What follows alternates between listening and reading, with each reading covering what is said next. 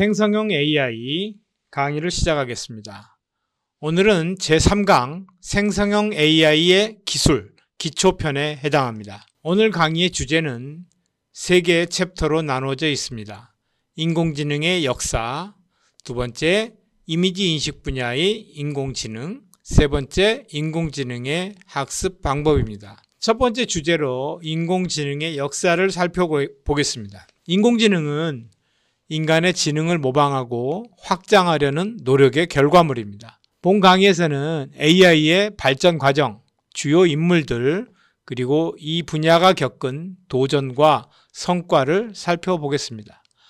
인간지능과 인공지능의 비교부터 시작하여 AI의 탄생, 주요 접근 방식, 그리고 현대 딥러닝의 발전까지 AI의 흥미진진한 여정을 탐험해 보겠습니다. 인간지능과 인공지능은 서로 대비되는 표현이라고 볼 수 있습니다. 인간지능은 인간의 뇌에서 발생하는 복잡한 인지 과정의 하나로 학습, 추론, 문제 해결, 창의성 등을 포함하고 있습니다. 인공지능이라는 것은 컴퓨터 시스템이 인간의 지능적 행동을 모방하거나 수행하는 능력을 말합니다. 1955년 존 메카시가 처음 이 용어를 사용했습니다. 인간지능은 보도에 보면 약 7억 년이 걸려서 인간지능이 탄생했다고 합니다. 인간이 도구를 사용해서 불을 피운다든가 돌도끼를 만든다든가 이런 행위들이 인간의 지능이라고 이렇게 얘기를 하고 있습니다. 지능은 인간의 관점에서 뿐만 아니라 동물이나 식물에서도 찾아볼 수 있습니다. 동식물의 지능적인 행동의 예로 생존과 관련된 문제 해결을 위해서 집을 짓는데 도구를 사용한다던가 먹잇감을 포획하기 위해서 숨어서 기다리는 행동 등이 있습니다. 인간의 인공물 창조는 도구의 제작에서 시작하여 인간의 지능적인 행동까지도 해결해줄 수 있는 수준으로 발전하여 왔습니다. 그렇다면 인공지능의 탄생은 어떻게 됐을까요? 인공적으로 만들어진 것.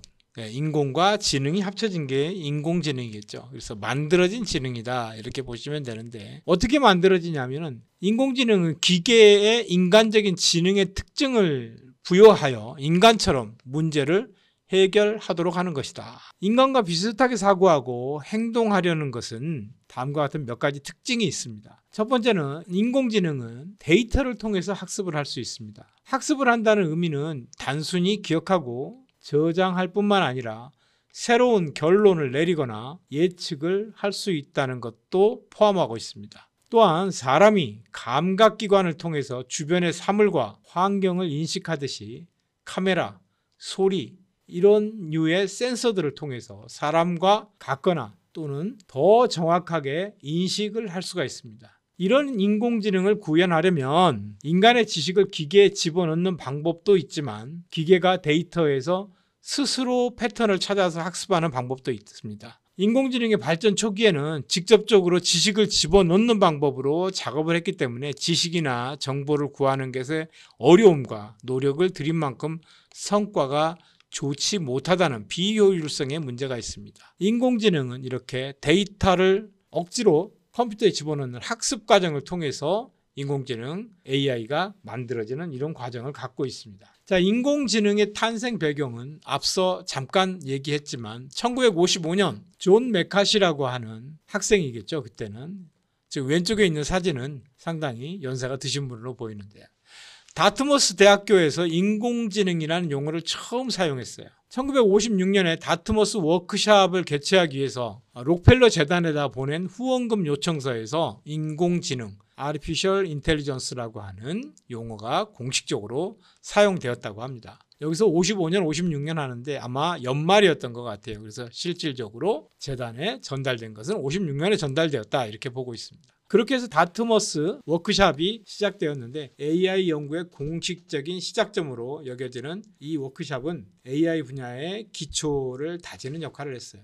자, 여기서 인공지능을 크게 나눠서 두 개의 양대 산맥으로 나누고 있습니다. 첫째는 기호주의라고 하는 인공지능과 심볼릭 AI라고 합니다. 또 연결주의, 네트워크라고 이렇게 표현하고 있습니다. 그래서 지금 현재 네트워크에서 뭐 이미지 넷, 다크 넷, 무슨 넷, 뭐 VGG 넷, 레스 넷 이렇게 뒤에 넷이 붙어 있는 건 네트워크를 뜻하는 것이고, 그런 것들은 거의 대부분 연결주의 인공지능에 속합니다. 그래서 기호주의는 존 메카시와 마빈 민스키, 스승과 제자 사이죠. 이 두 분이 주도한 접근 방식으로 논리와 규칙 기반의 AI를 추구합니다. 반면에 연결주의는 워런 맥컬럭이나 워터 피치 이런 분들은 사실상 컴퓨터 공학자라기보다는 뇌학자들 이런 쪽에 속하시던 분들이었어요. 또 프랭크 로젠블렛, 이 사람은 실제로 컴퓨터를 연구했던 분이고요. 이런 분들이 주도한 접근 방식으로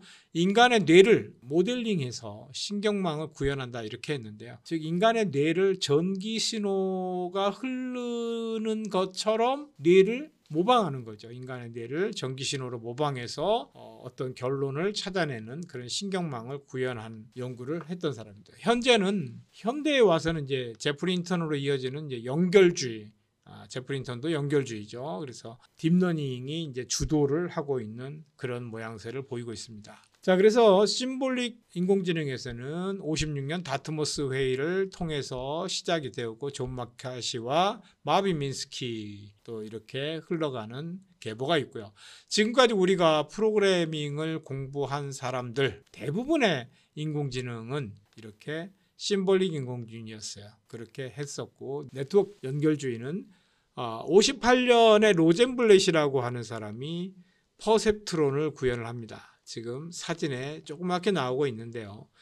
저게 수만 가닥의 전기선이에요. 그걸로 실제로 빛 센서에 빛이 들어오는 걸 감지해서 그것을 신경망처럼 연결해서 이게 무슨 글자인지를 알아보는 그런 실험을 구현했던 분이죠. 그렇게 했다가 69년에 XOR 문제를 제기를 하게 됩니다. 그래서 XOR 문제는 뒤에서 다시 한번 설명을 드릴게요. 이렇게 해서 퍼셉트론을 구현하면서 첫 번째 봄이 왔는데 10년 정도 있다가 마빈 민스키라고 하는 사람이 XOR 문제를 제기해서 연결주의의 1차 겨울을 초래하게 됩니다. 그렇게 했다가 86년 20년 정도가 흘러서 제프리 힌턴 교수가 딥러닝 MLP로 XOR를 해결을 합니다. XOR 문제를. 퍼셉트론이라고 하는 신경망이 한 개만 있는 것이고, MLP라고 하는 것은 멀티레이어 퍼셉트론이라고 해가지고 여러 층으로 퍼셉트론이 겹쳐져 있는, 지금으로 따지면 이제 딥러닝이 되겠죠. 그런 MLP를 구현함으로써 XOR 문제를 해결을 합니다. 약 10년, 69년에 겨울이 초래됐는데 86년, 벌써 20년 동안 이렇게 연구를 하게 됐죠. 그렇게 하다가 불과 한 몇 년이 지난 다음에 10여 년 정도 있다가 베니싱과 오버피링이라고 하는 문제를 또 제기를 합니다. 이렇게 해서 연결주의 2차 겨울이 초래가 되죠. 거의 연결주의 쪽은 뭐 연구비도 없이 굉장히 힘든 그런 생활들을 했다고 합니다. 자, 인공지능의 첫 번째 봄을 잠깐 살펴보면 퍼셉트론이 탄생하면서 낙관적인 전망으로 10년 내에 컴퓨터가 체스 세계 챔피언이 될 것이다. 58년이죠. 그런데 실제로 체스를 이긴 건 2010년대에 와서 체스 챔피언을 이기게 되죠. 또 20년 내에 기계가 인간의 모든 일을 대체할 것이라는 등의 예측이 나왔다. 굉장히 낙관적이었다라는 거죠. 그런데 실제로 기계가 인간의 모든 일을 대체하는 것은 지금도 그냥 진행 중이죠. 그렇게 해서 AI 연구의 활성화가 되었고 굉장히 투자가 크게 증가했었어요.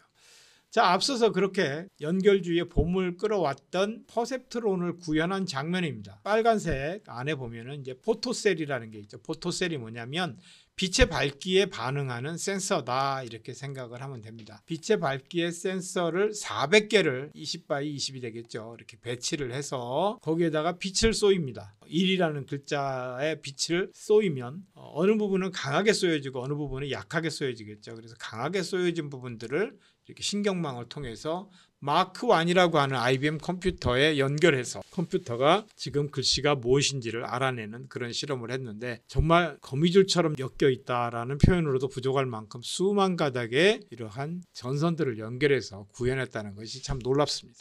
자, 그래서 또 아까 나왔던 XOR 문제가 있는데 마빈 민스키와 시모 페퍼트가 퍼셉트론이라는 책을 통해서 한계를 수학적으로 증명을 했는데요. XOR 문제가 뭐냐면 00을 OR이 하는 거, OR 더했을 때 0이에요. 1하고 0을 더하면 어느 것 하나만 1이어도 1이 되는 거예요. 0하고 1을 더해도 1이 되는 거예요. 당연히 1과 1을 더하면 OR 문제에서는 당연히 1이 되는데 이게 0이 되는 거예요. 그래서 이러한 문제들로 인해 가지고 퍼셉트론 하나만 가지고는 얘가 이걸 해결을 못하는 거예요. 그래서 지금 왼쪽에 그래프에 보면 아웃풋이 1인 거는 빨간색으로 표현을 했고 아웃풋이 0인 거 XOR 문제에서 0, 1, 1, 0이 나오잖아요.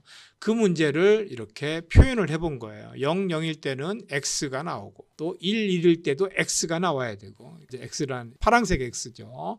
아웃풋이 0인 것이 나오고 어느 것 하나라도 1, 0이 됐을 때 그럴 때는 빨간색으로 된 아웃풋이 나와야 되는데 이게 분류가 안 되잖아요. 서로 겹쳐 있기 때문에 이런 문제들을 수학적으로 해결을 못한 것이 퍼셉트론이었다. 이렇게 보시면 되겠습니다.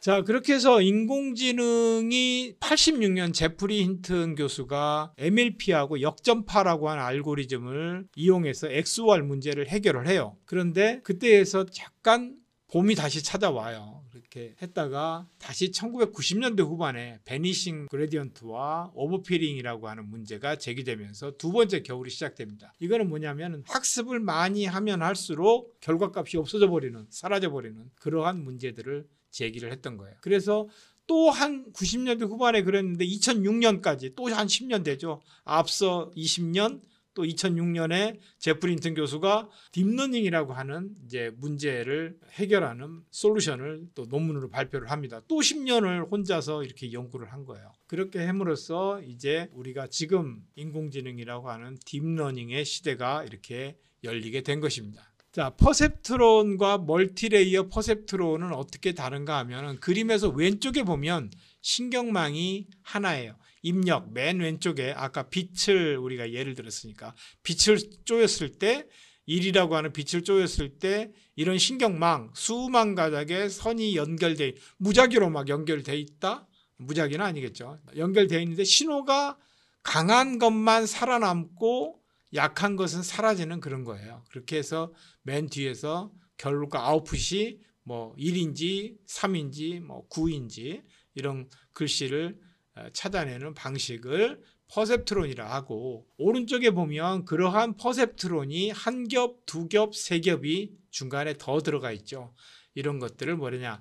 인공지능에서는 입력 부분을 인풋 레이어라고 하고 맨 오른쪽에 출력으로 나오는 것을 출력 레이어, 아웃풋 레이어라고 그러죠. 중간에 이렇게 퍼셉트론들이 숨겨져 있는 신경망들을 히든 레이어라고 이렇게 합니다. 그래서 딥러닝은 이처럼 히든 레이어들이 많이 숨어 있는 것들이다. 이렇게 생각을 할 수가 있어요. 자, 이렇게 해가지고 우리가 인공지능의 양대 산맥이 지나왔는데 어찌 보면 경쟁을 한 거죠. 악의적인 경쟁은 아니었을 거예요. 분명히 선의적인 경쟁을 했을 텐데 결과적으로는 어느 쪽은 정말 겨울을 맞이하고 어느 쪽은 봄날을 맞이하고 했죠. 그래서 이러한 양대 산맥의 계보가 언제까지 쭉 이렇게 딥러닝이 발표되기 전까지 그야말로 기호주의 인공지능, 심볼릭 인공지능 쪽이 굉장히 봄날을 맞이하고 있었어요. 그때까지는 전문가 시스템이라고 해서 익스퍼트 시스템, 또 시멘틱 웹, 온톨로지. 그래서 이때까지만 해도 2006년까지는 이프덴의 전성기다 이렇게 표현을 하고 있어요. 무슨 말이냐면 전 우주의 모든 현상을 이거면 이거다라고 규정할 수 있다라고 했던 때가 이쪽 기호주의 인공지능의 전성기였었어요. 그러다가 2006년에 딥러닝이 발표되고 또 2009년에 이미지넷 대회를 열게 되고 그 다음에 2012년에 알렉스 넷이라고 하는 CNN을 적용한 그 이미지넷 대회에서 우승한 알고리즘이 나오고 이렇게 하면서 바야흐로 딥러닝의 시대가 열리게 된 거예요. 그래서 2024년 마침내 노벨 물리학상과 2024년 노벨 화학상까지 최대 3명의 AI 학자들이 노벨상을 받는 기염을 토하게 됩니다. 바야흐로 이렇게 인공지능의 시대는 딥러닝의 시대로 이렇게 시작되었다. 이렇게 볼 수 있습니다.